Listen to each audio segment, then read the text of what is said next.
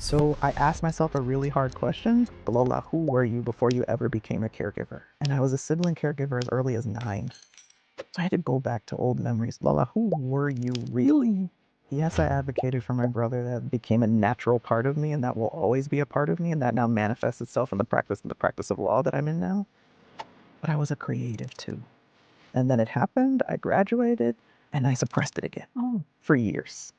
I realized I was starving parts of myself because I was on autopilot. Trauma, I get it. When you're deep in trauma, autopilot is needed, survival mode is needed. Yes. But once you start to step out of that towards wholeness, that mix of the two, I was running on I won't say all cylinders because we're still in the midst of the pandemic, but way more cylinders than I ever was. The moment I said, okay, I'm going to stop starving this other side of myself, I am more than one thing and it's okay, the opportunities that came. I was asked to do my first virtual speech. I did that and it was paid. I said, okay. Then I got asked to do a TEDx talk. And the pandemic was still going on. And I delivered basically a 10-minute speech that condensed 30 years of my life into 10 minutes. And I was able to do it with a 4-week lead time. I learned that beyond caregiving, I can do hard things. And I could do it fairly decently. Well, welcome to the Black Business Live podcast, where we amplify Black innovation, culture, and excellence. Our podcast is designed to bridge the gap between leaders who have attained multiple levels of success and those who are in the trenches building and scaling. We believe that representation drives aspiration. So when you see other people who have been on your journey or a similar one to you, it becomes attainable and reachable. And today I'm excited because I have a lovely guest in the room who has been on her own journey, and she is redefining what it truly means to live life on her own terms. Lola Dada-Olley is here. She is an attorney, she's an advocate, she's a podcast host for Unapologetically Whole, which is also the name of her new book that she is launching in a couple of days. Yes. Well, I say a couple of days, but we are actually at the intersection of Autism Awareness Month and Mental Health Month. So this book is not just timely, but it's relevant. Now, Lola is not just a podcast host; she's an international keynote speaker. She's done TEDx presentations, and at the same time, she heads up the ADA team for a global Black bank. So Lola is all about inclusive and accessible, solutions within the society. And that comes from a place of a lived experience. So Lola has 2 children who are both on the autistic spectrum, but also a little brother who is both intellectually disabled and autistic. So her storytelling, her passion, and her vision is really centered around a core. And we're going to explore that today. We're going to talk a little bit about Lola's book, and we're also going to talk a little bit about her journey. So join me to welcome Lola. Lola, I am so excited to have you here today.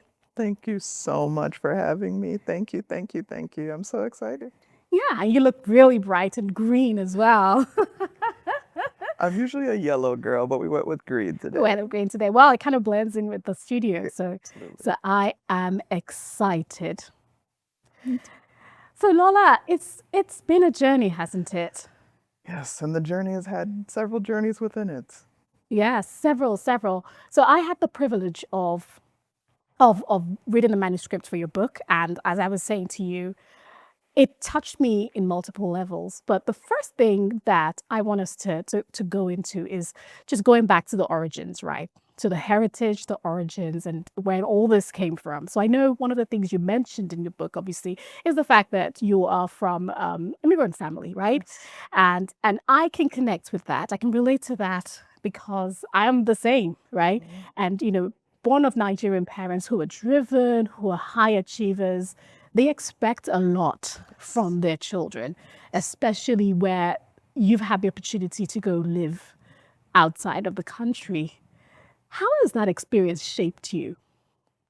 Where do I begin? Being a first generation family, so we had this view of what the American dream was supposed to look like. And for us, my mom's a registered nurse, my dad's a pharmacist. The American dream was very much performance based, performance driven, because you weren't only raised to take care of your family, your nuclear family, but extended family.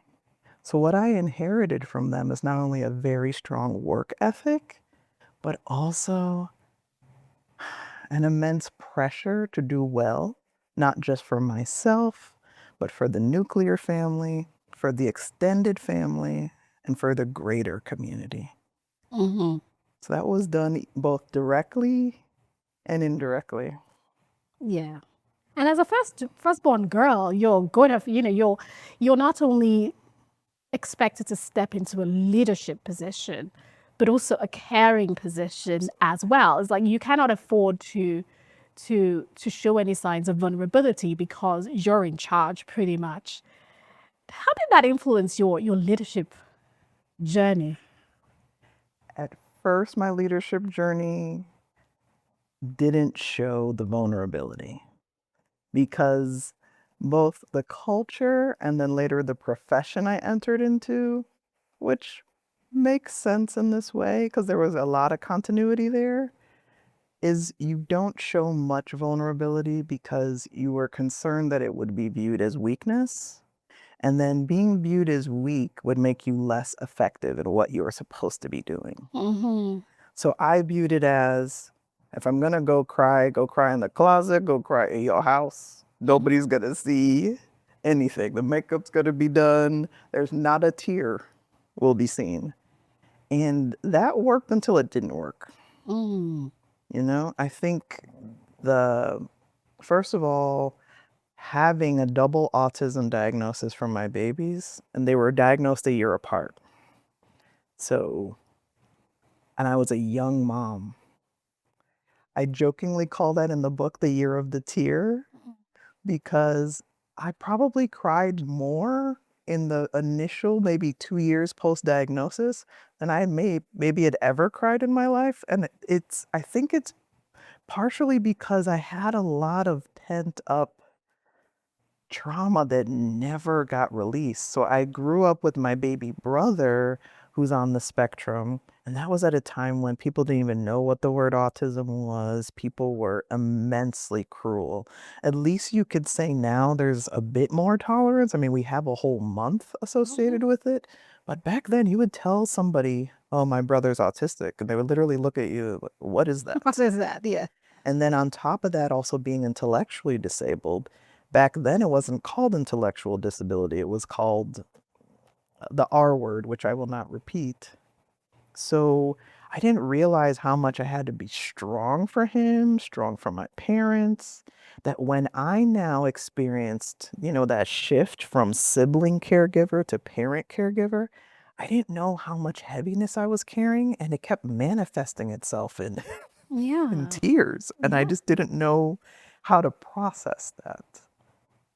So that's why, and then entering a profession like I entered, it was very much keep the thing in that moment and not bring the wholeness of you into it. So it wasn't until that happened that parts of me couldn't be contained anymore, but I still worked on it.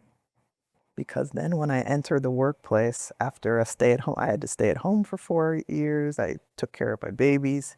They got the health care they needed. When I returned, some of that residue of putting up that very strong front was still there.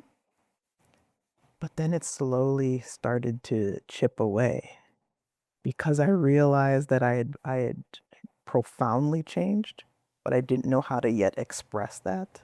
So I had to come home for 4 years. I was a stay-at-home mom. I juggled 70 hours of pediatric therapy for two babies Mm. for 4 years across two different states. And I realized just the heaviness that I was carrying. Because it's only natural when you're parenting in this generation to think back on what happened with your brother and the long stares, the intolerance, the family members who didn't understand. I was reliving parts of that again, but through adult eyes in an adult body who happens to be the mother of two little humans I was fiercely trying to protect. So where the sibling caregiver, I was I was strong, I was an advocate from a very, very young age. As a mom, I was still a strong advocate, but there were parts of me that I just couldn't control the tears when they came. And that was new for me. But now looking back with the benefit of hindsight, those were whispers. Like, Lola, this compartmentalization you've been playing, you can only do this for so long. So the dam was breaking, but not in a bad way. I didn't know that they would be breadcrumbs to where I'd eventually end up getting to. And that's so profound, the way you've described it, because it was almost like you were living the dream of excellence, the vision of excellence that is usually given to us and say, this is the script. Correct. And then everything around you starts to crumble or seemingly starts to crumble. And then yourself, your body, your system starts to react to that. And you're almost living in denial for a while to say, no, I am supposed to be this. I am supposed to be this leader. I'm supposed to be this advocate. I'm supposed to be this person. And then until you can do no more, you literally cannot do no more. Yes. So another helpful tool is therapy. And I remember and this is in the book, my therapist, my default answer to almost anything for decades was, I'm fine. I'm fine. And I was in my therapist's office and she goes, how are you feeling really? And I said, I'm fine. She said, fine is not a feeling. Well, true. And that kind of messed me up. And it made me think back to times when I was younger, because that was my default setting. Because I think now that we know more about things like body regulation, and I kept telling myself I was fine, but I wasn't addressing the underlying issues as to why I had to say out loud to myself I was fine in the first place. So taking that through line, that strong older sister within a Nigerian family or immigrant family, growing up, and then I went partially into law school. Well, it's in the book as well, is I chose a profession in part to protect my baby brother. I didn't sit down and ask, did I love this profession? Like, what about me? I've always thought of myself until recently through the eyes of someone else. It's like, someone needs to protect Kunle in this house. Okay, it'll be me. Kunle is my little brother's name, by the way. Someone has to protect Kunle, like in the legal profession, because so many of us being Nigerian, everybody was in healthcare. I was like, okay, healthcare check, done. Yeah. But legally, how would this look? And funny thing is, in law school, one of my highest grades happened to be disability rights, and I still didn't put two and two together. It's just, okay, I'll become this lawyer, and then just in case Kunle needs me, I'm better armed than I was. So being Nigerian, when my dad approached me and said, oh, you should do this medicine or this medicine, as Nigerian fathers do, I told him I'm afraid of blood. And then he said, well, why don't you consider law school? And I thought back to Kunle. So those two things combined is, okay, this works. I can take care of Kunle. So then, going through law, again, I kept chasing traditional notions of what success was going to be like, or look like, I should say, based on, again, this American dream. So I didn't always pursue maybe practices of law that I actually enjoyed. Maybe it was more of, okay, what's best for the marketplace? How can I sustain a job regardless of what happens, because I got to take care of Kunle. It always went back to the caregiving, the caregiving part of me. I got to take care of Kunle. I never thought that there would be a scenario where I would have 3 neurodivergent family members who would either require extra care or lifetime care. And when that happened, I said, okay, now I got to take care of Kunle. Yes, I always got to take care of Kunle. But what about my babies too? Can I handle this? And for that period of time, as I talk to you and think about this out loud, I was afraid of failing them. Mm. So the tears were part of, I know how this movie can end because my brother is now an adult. And if I don't get my children the resources they need, I can fail them. Mm. So then it was another form of immense pressure I now put on myself. That wasn't fair to me and wasn't fair to my husband, wasn't fair to the nuclear family I was building. It just wasn't fair to me as a human being at all. Yeah. But it's that immense expectation. Yes. And the expectation started from within. It wasn't even society giving it to you this time. It was more from the inside. Yes. It was that mix with culture, because the women in my life or the women in the culture were always strong. You rarely saw them cry, at least the ones I saw, you rarely saw them cry. They stood up to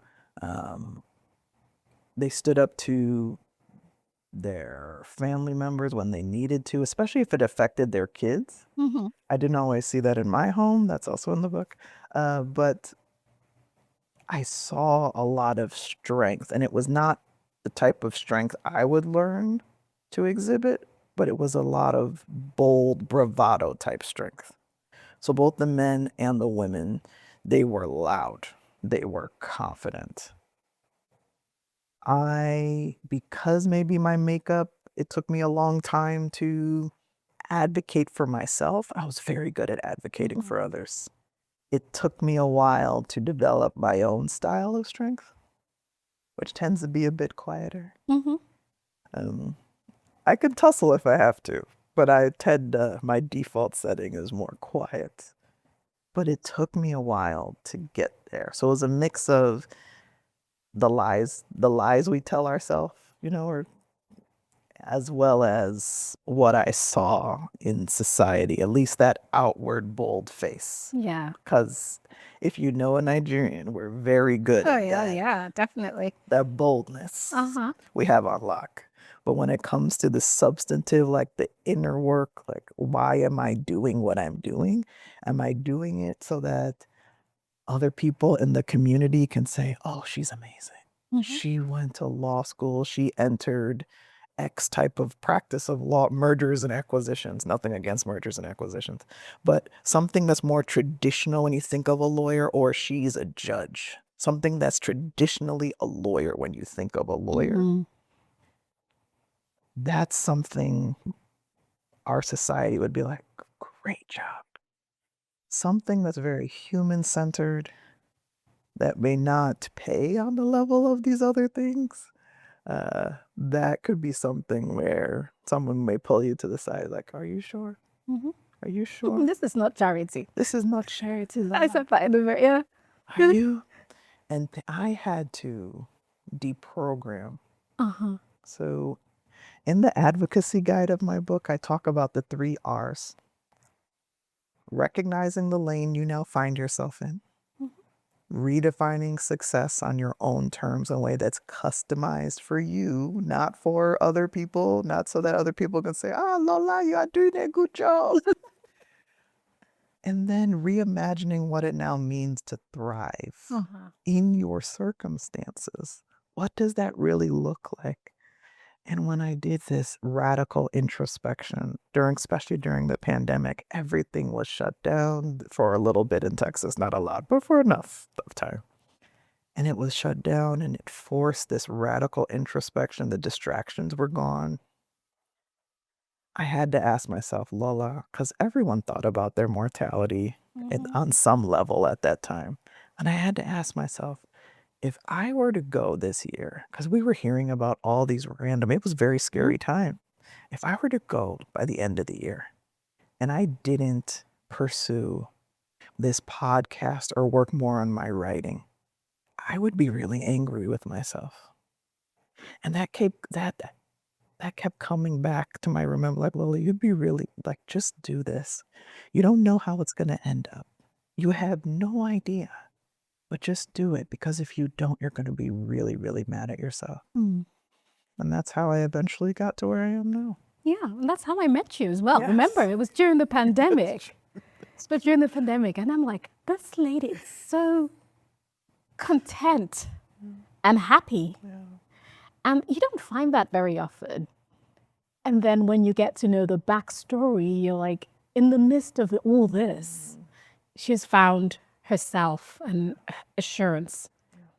So talk to us about that. Like, how did you navigate all that to the point where you found acceptance? Because from that acceptance, from that self-acceptance came something that radiated all across. And that's what we're seeing now. Like when we see your website, all your speaking engagements and everything else, is the radiation from that aha moment, that pivot. So how did you get to that point? I realized too much of myself was viewing myself as only a caregiver, as only one thing. Mm-hmm. So, like I mentioned earlier, through the eyes of other people. So, Felan Alero's mom, Kunle's big sister, Olu and Beatrice's daughter. I didn't spend enough time because I was always going. And every time I got a little bit of time to learn more about me, something major happened. Mm.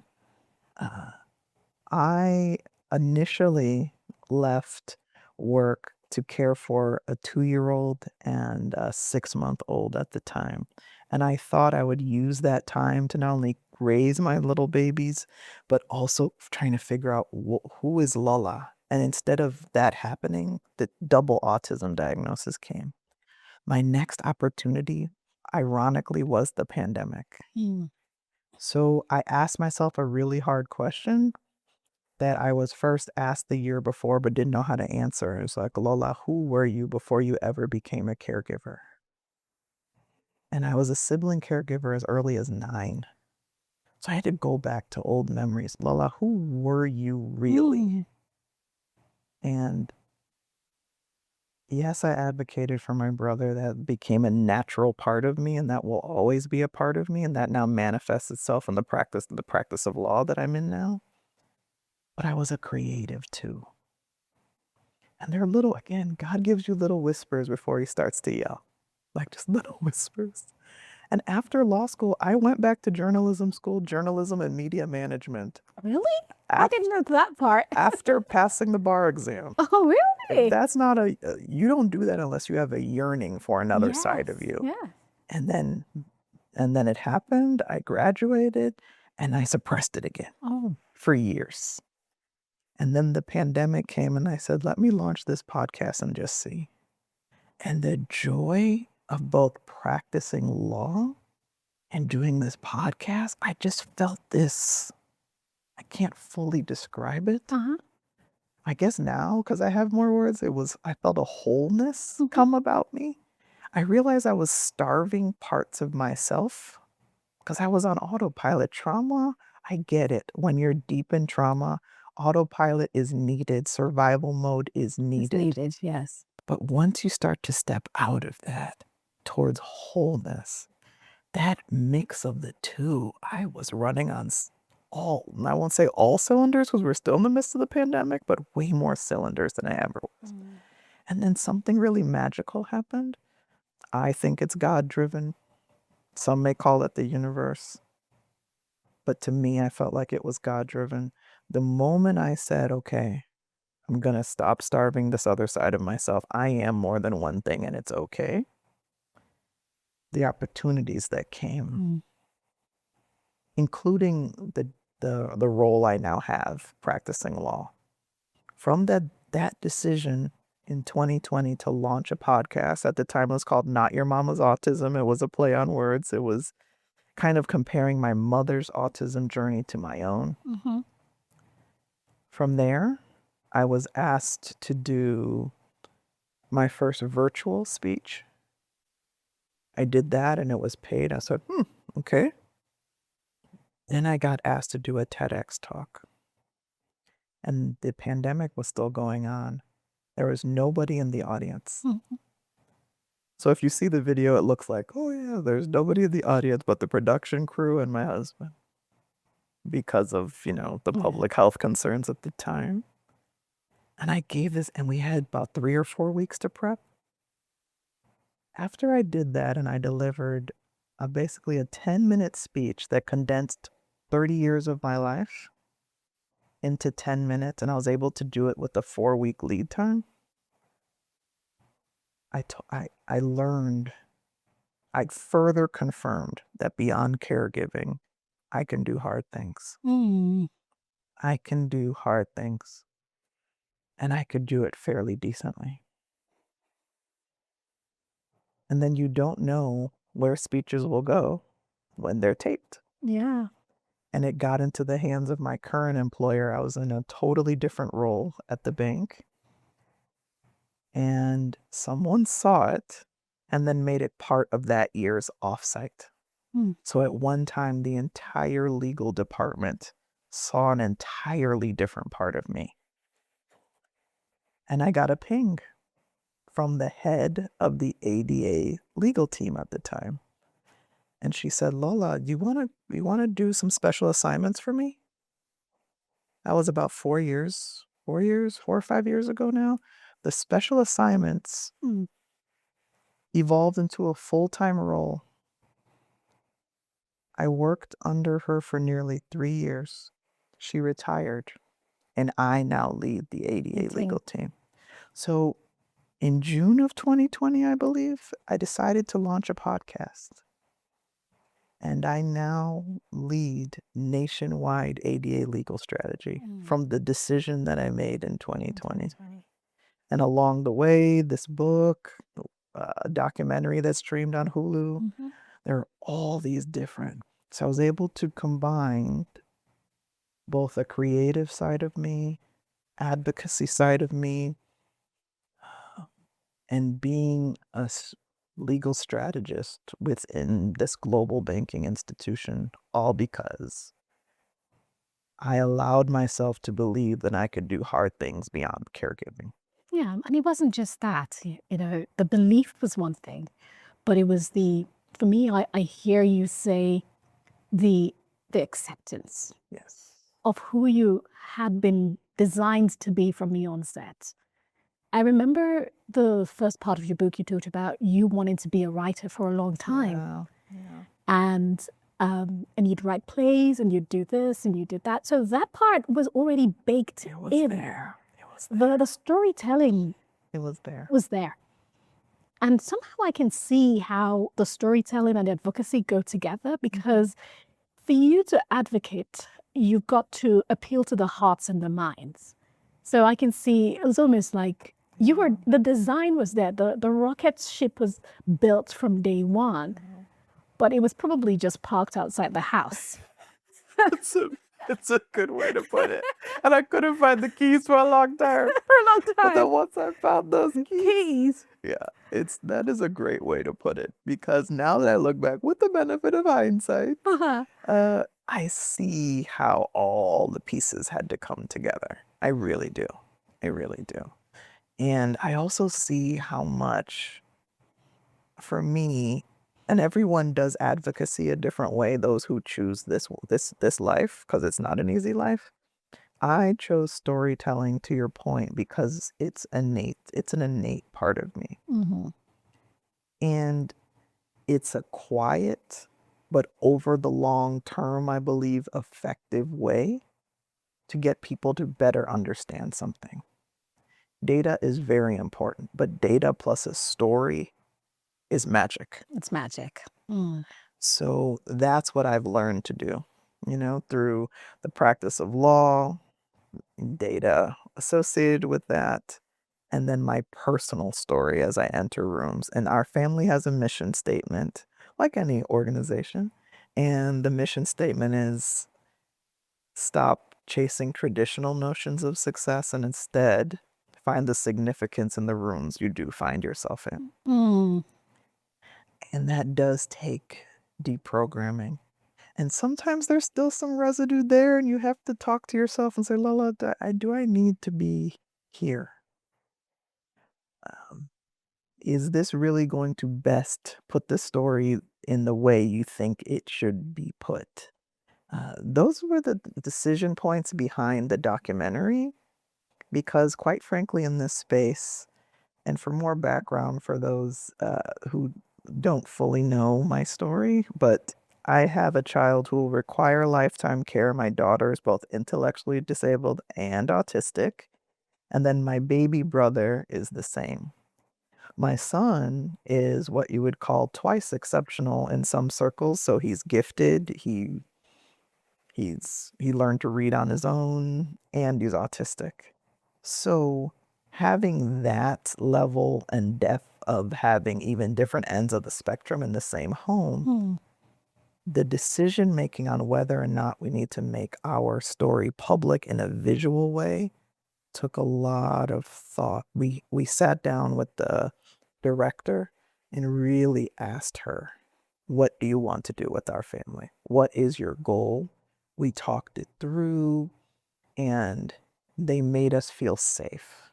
And that's why we chose the partner we chose. Because it's not an easy life to navigate, because you have to also think through, these are your children, and this is how, once you make your story public, society will view them, will view you indirectly, and you have to think through what that looks like, especially since historically, whether it be in corporate circles and personal circles, autism and disability is through one type of lens. Yes. There aren't a lot of families showing multi-generational autism through an immigrant lens, through all these other lenses that I literally sit in. It's not as common. So we want to take care, because at the end of the day, autism and disability, it's just a different way of being human. Yes, indeed. Indeed. And you're showing that being human is multifaceted, and it's all encompassing. You just need to embrace it and still shine unapologetically. And that's what I love when you rebranded and stuff. I just love the name, because you're talking about bringing in your full self, your whole self, and not hiding bits behind or trying to explain it to anybody. You're just living unapologetically. But what I also really value about your approach is the fact that it is subtle. It sometimes could come across as subtle, but I do know there's that. That's just a facade. But also, it is consistent. It's the same message consistently shared and cascaded, and it's turning, the heads of people to come listen because of that consistency and stability. And I believe I want to touch on that for someone who's in the audience right now, who might be thinking, well, you don't know the chaos I'm going through. What is that one thing you will tell them to bring that grounding to help them to launch to the next level? Yeah, I think everyone needs a season of radical introspection, because I was in the middle of deep trauma during the pandemic. Our caregivers went away. In the same day, my husband and I would be on work calls, then turn into special education teachers, upon which we have no experience in, trying to teach our kids virtually with the help of the teachers on Zoom. And for our daughter, she's high touch, meaning she needs a lot of hand over hand instruction. So balancing that on top of all the therapies she needed at the time suddenly went virtual too. So in the same day, I was a lawyer, a speech therapist, a physical therapist, an occupational therapist, a special education teacher. You're still mommy. And I'm still mommy. It was one night where I was just, There's one point in the pandemic, I was so tired I couldn't even sleep. I was like, "How can you be so tired that you couldn't put yourself to" I was exhausted, but my mind was racing. Mm. And I said, "Lola, you need to find a couple pockets, even if it's 5 minutes." And that's what I did. And I started to look forward to just those 5 minutes. So to that person in the audience who feels like, especially people are starting to look at me and say, "You make it look so easy." And that's a double-edged sword because it really did start with pockets of 5 minutes. Mm.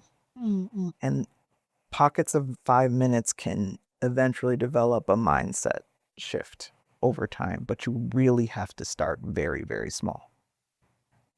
Because I was sucked back into a world of fear during the pandemic because our daughter is also, she was at the time in a classroom with medically fragile children. She's very medically complex. I was so fearful of all the things that could happen. So I used those 5-minute pockets to remind myself of the fullness of who I am. And it helped tremendously. And here we are now. Here we are now. Wow. Wow. And this is just the starting point. I mean, we're talking about 5 years ago. What is the next 5 years going to be?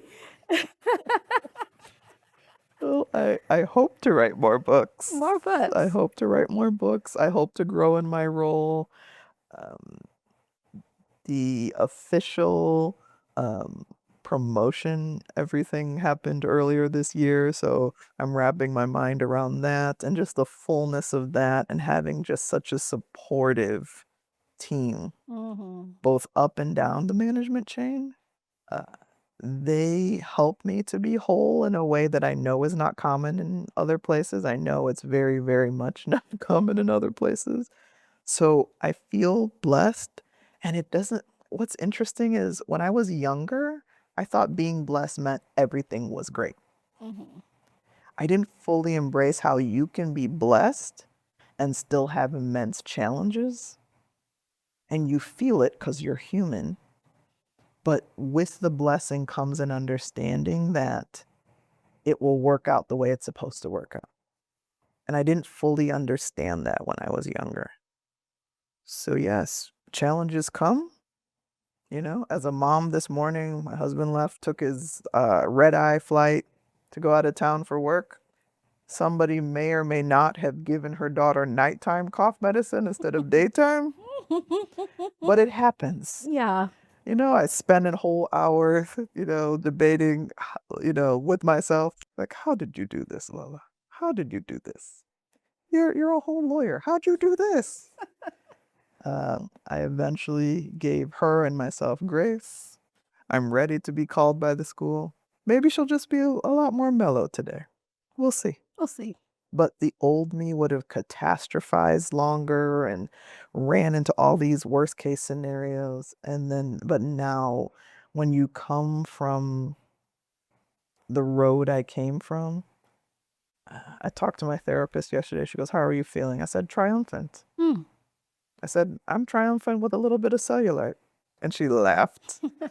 I can hold tension now in a way I couldn't before. Well, that's resilience right there. You're talking about resilience because it's not about the weight of the tension. It's about how tough you are to handle, if you think about it from the physics perspective. And that's what you're saying is like sometimes it feels like, yeah, this tension is too big. But with the right resilience, elasticity, it could be managed. And I want to speak to the community out there because, this is the Black Business Life podcast. We are hearing a very profound personal journey. And when you hear these stories, typically, you say, oh yeah, this parent is dealing with this. And it's all thinking the mental programming is doom and gloom, right? But Lola has shared very explicit details of the steps she took. One of them was introspection.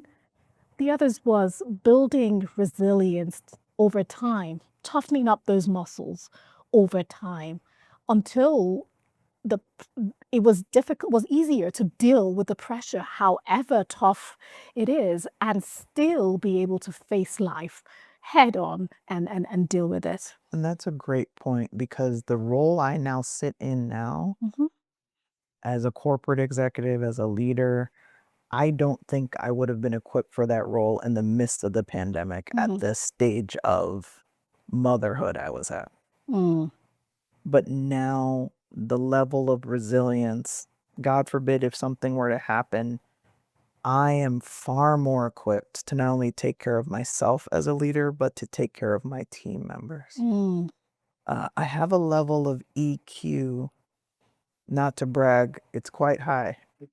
And I do my best, whether I'm with my team members on Zoom or in person, I try to pay attention to who they are as people, how they're feeling, what other things are they grappling with? Where are their growth areas? How can I help my team members be more visible? Because it's not only about me. And quite frankly, if they shine and one day even get promoted over me, I'm okay. Because I'm okay with myself. Yeah. Because I'm a whole person before I even got to work. So when people talk about bringing more of themselves to work, and quite frankly, the dangers associated with doing so, I often tell people, before you even get to work, bring your whole self to life To first. life, yeah. Because then you could better understand, okay, this work opportunity that's coming up, or if I'm in a room and an opportunity potentially comes up, I need to know myself more to better understand whether or not that's an avenue I really want to go down, or am I just going down that avenue because it looks shiny and nice? Like, I've turned down management roles in the past at this bank because I knew myself enough to know it's not the right time.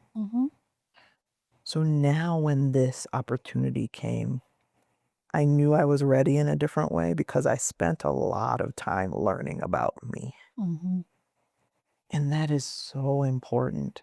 And sometimes you have to know yourself enough enough to know that even though I may not fully be ready for this opportunity, I still better take it. But there, you have to spend a lot of time with yourself. And with all these distractions in life now, all these screens, it's easy to not spend time with yourself, to check in with yourself. Is this something I still want to be doing? Do I want to grow in this area? Do I want to pivot? Why would I want to pivot? Why would I want to grow? Why do I want to start this business on the side? Why do I want to go into public speaking? What's tied to that? Why do I want to? Because if you look at me now, there's a whole ecosystem and it connects and it makes sense. Yeah.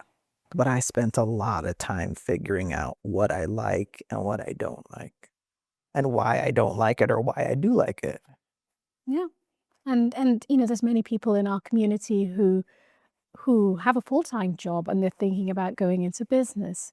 In fact, when I set up All Things Black and Beautiful, it was because I saw everybody quitting their jobs and going to start a business. And I'm like, well, who's going to support them? Who's going to promote them and advocate for them and bring them the visibility they need? But it's, that's the default. That's the groupthink. Go start your business. But that even is more difficult because then you are on your own. Yeah. And this inner work becomes even more profound because you might be thinking you're doing things on your own terms, but it may be a reflection of what Absolutely. the society wants, or you think society wants you to do. Absolutely. Yeah. There was a very small, because I have two women I look up to in the autism advocacy space, and they both had nonprofits. And when I launched the podcast, I was like, and then someone suggested that I make the podcast a nonprofit. And I said, okay, I'm gonna do a nonprofit and run a nonprofit. And then I filed it, and then I asked myself, I don't think I want to do this. So I dissolved it. But those are the type of examples of learning who you are along the way. And you'll make mistakes and it's okay. Part of this journey is learning to be okay with making mistakes. Yeah. And sometimes public ones. Mm-hmm. And that takes time too to get there. Because a public mistake is just a lesson learned. Yeah. Yeah, You know? absolutely. It's still a mistake. It's just Yes, but out it's a there in the lesson. open. Exactly. It's out there in the open, and yes, obviously, it's natural. You're a human being. There's embarrassment. There's all these type of things. But if you at least learn from it, you're just better off. Better off. Wow. Lola, this has been, it's like a sitting down just chatting and having coffee. And I always enjoy our conversations. There's just so much wealth of wisdom. And I know your book is coming out soon. Yes, yes. What is that one thing you want people to do?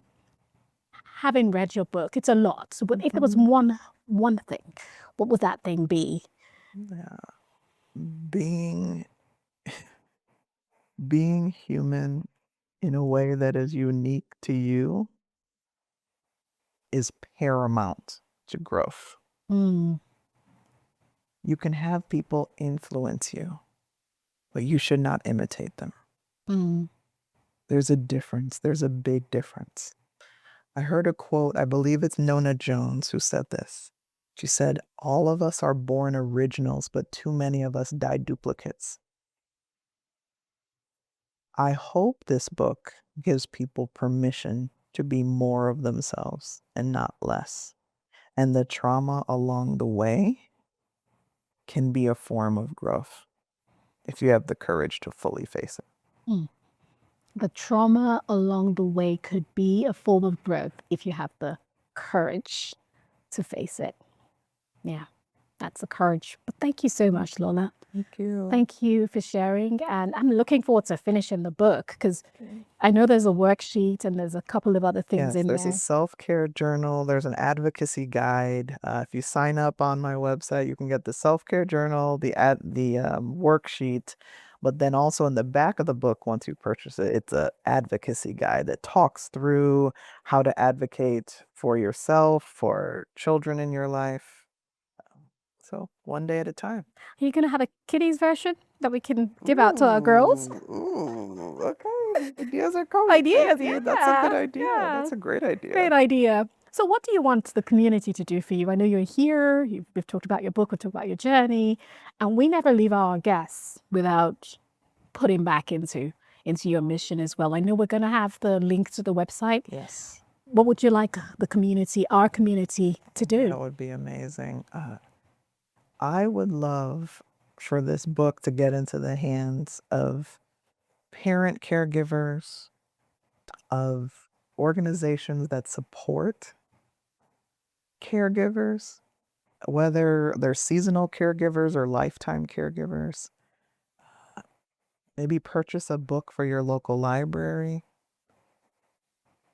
I would want multiple avenues for caregivers to understand what's possible as you're dealing with the trauma of the everyday.